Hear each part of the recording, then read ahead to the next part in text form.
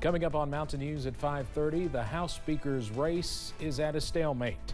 We'll take a look at how divisions among House Republicans only seem to be widening. And the man accused of murdering a legendary rap star had his arraignment delayed again.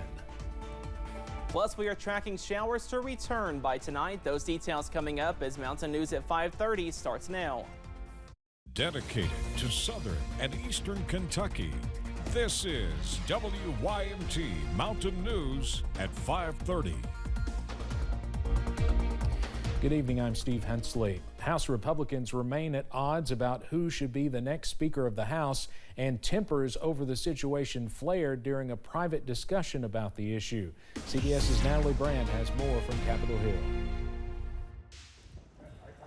House Republicans met behind closed doors for more than 3 hours Thursday to try to figure out what to do about the vacant Speaker of the House chair, and they emerged in the same place as they began. I'm still running for Speaker, and I plan to go to the floor and get the votes and win this race. Republican colleagues are at odds over a plan to temporarily empower Speaker Pro Tem Patrick McHenry to preside over the House. We made the pitch to members on the resolution as a way to lower the temperature and get back to work. We decided that wasn't where we're going to go. Jordan is the only candidate in the race right now, and he doesn't appear to be close to getting the 217 votes needed to win. I think if he's not making progress and indeed he's hemorrhaging votes, then yeah, I think we need to go back to the drawing board. I don't begrudge the 17 that are opposed to him. He's got 200 votes. Who else can get that? At times, tensions within the Republican meeting ran high, with reports of a shouting match between former Speaker Kevin McCarthy and Congressman Matt Gaetz, who led the movement to oust him. The whole country, I think, would scream at Matt Gaetz right now. Remember, it was a crazy eights led by Matt Gaetz and every single Democrat that put us into this situation. Well, you know, he loses his temper sometime. Maybe it's the Irish in him. But I actually think it was a really productive discussion. Congress has less than a month to pass a spending bill to keep the government open, and President Biden is expected to ask Congress for $100 billion in aid for security needs, including Israel, Ukraine, and the border. Natalie Brandt, CBS News, Capitol Hill. President Biden combined his request for Ukraine aid with the request for Israel and the border wall in order to try and secure widespread support. Former Trump loyalist Cydney Pal has pleaded guilty in the Georgia elections case. Fulton County prosecutors are recommending she get 6 years probation. In return, Pal has agreed to testify in future trials, perhaps including the former president's. She also has to write an apology letter to Georgia voters. Pal is admitting she had a role in breaching election systems in a rural Georgia county in 2021. The man who prosecutors say masterminded the 1996 deadly shooting of Tupac Shakur made his first appearance in a Las Vegas courthouse today. The hearing for Dwayne Key Davis was brief. He told the judge his lawyer was not present and asked for a continuance, which was granted. The 60-year-old was arrested in connection with the cold case and charged with 1 count of murder with use of a deadly weapon with a gang enhancement. Any case that's 27 years old sometimes presents some challenges, but we feel very confident that the criminal justice system will work in this case. Because of the continuance, Davis was unable to enter a plea today. He's being held without bail. Authorities say they have made a connection between the suspected Gilgo Beach serial killer and at least 2 more women, including Shannon Gilbert, whose disappearance led to the discovery of remains in the Gilgo Beach area. An attorney representing Gilbert's estate claims 4 previously unknown witnesses have come forward with information that could tie Rex Heuermann to the case. The Suffolk Police Commissioner says they plan to investigate all leads. The ones right now that John has when it comes to Ms. Vergata and when it comes to Ms. Gilbert are the ones that we're going to take a closer look at and see if they're connected to our defendant. Heuermann is charged with the murders of 3 people and is the prime suspect in a 4th murder.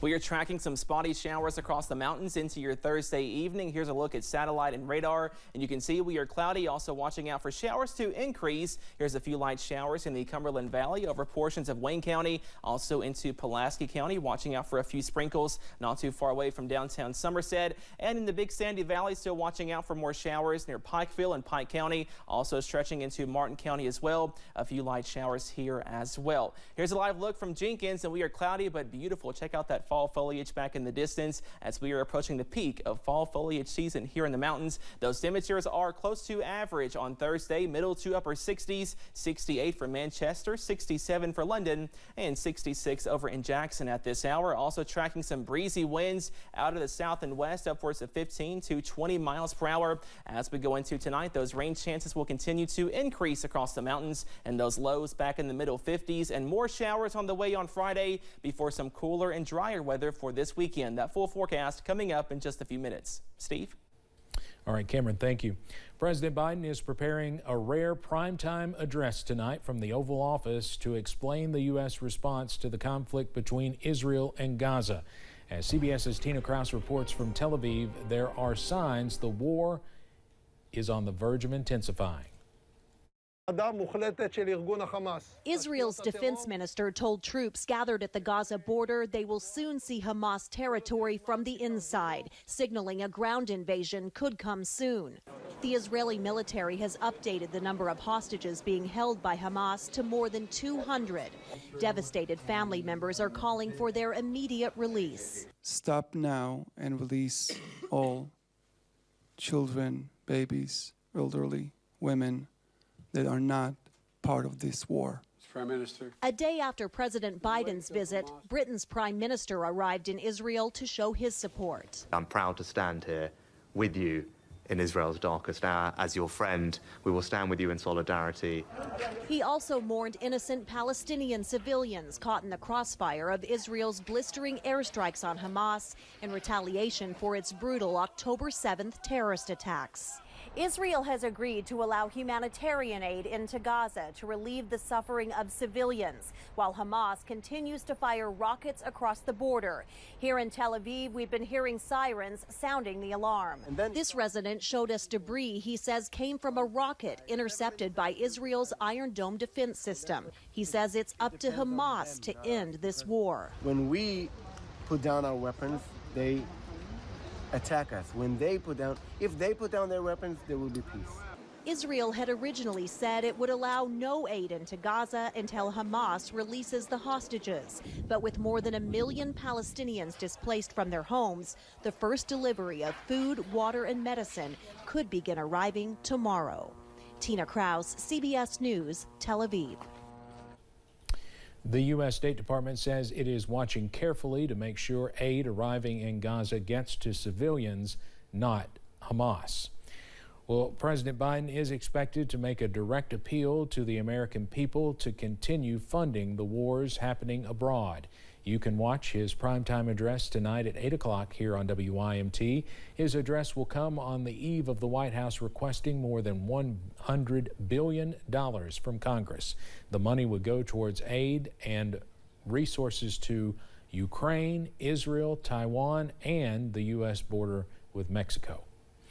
The Senate passed a resolution yesterday affirming its support for Israel. 99 senators co-sponsored it, with only one Republican senator, Kentucky's Rand Paul, not signing on.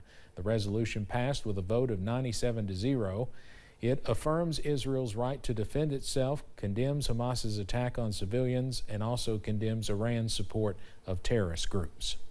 The chair of the Federal Reserve says inflation remains too high. Jerome Powell spoke at the Economic Club of New York, saying that while inflation is significantly better than it was a year ago, it's still not at the Fed's target rate of 2%. Powell thinks getting there will require a slower growing economy and job market.